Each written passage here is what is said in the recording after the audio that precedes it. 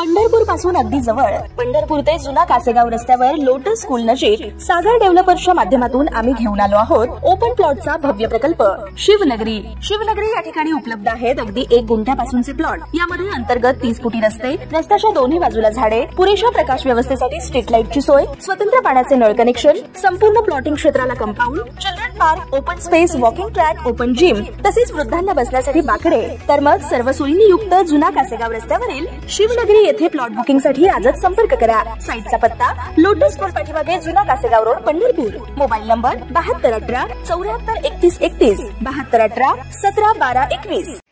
ताज्या घडामोडी पाहण्यासाठी आमच्या YouTube चॅनलवरील PVR म्हणजेच पंढरी वार्ता या न्यूजला सबस्क्राइब करा आणि शेजारील बेल आयकॉनवर क्लिक करा। राज्याचे मुख्यमंत्री देवेंद्र फडणवीस 6 जुलै रोजी पंढरपूर येथे पांडुरंगाची सपत्नीक शासकीय पूजा करणार आहेत।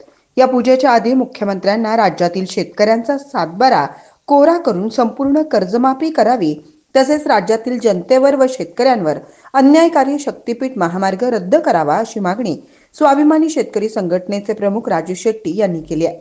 मुख्यमंत्र्यांना सद्बुद्धी यावी यासाठी 4 जुलै रोजी पंढरपूर येथे जाऊन पांडुरंगास साकडं घालणार असल्याची माहिती राजू शेट्टी यांनी दिली आहे।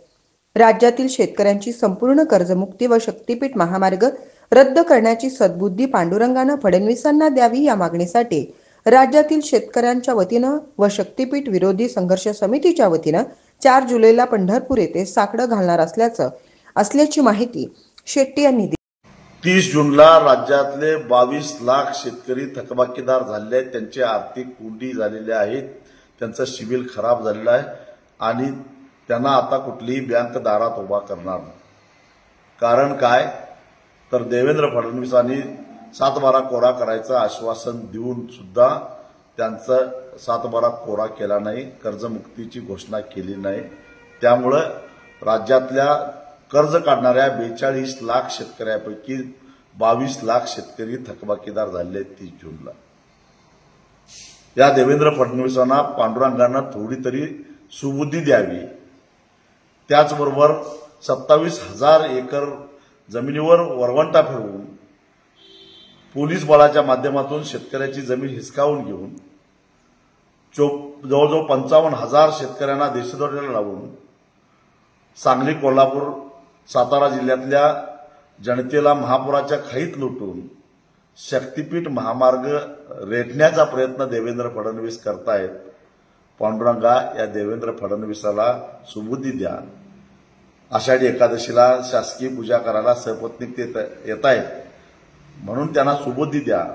म्हणून 4 जुलैला 12 वाजता आपण सगळ्यांनी पंढरपूरला जाऊन पांडुरंगाला साकडे घालायचं। एक तर मुख्यमंत्र्याला सुबुद्धी दे पांडुरंगा, नाहीतर यांच्या विरोधात लढायला आम्हाला बळ दे। हे साकडं पांडुरंग चरणी आपल्याला घालायचं आहे।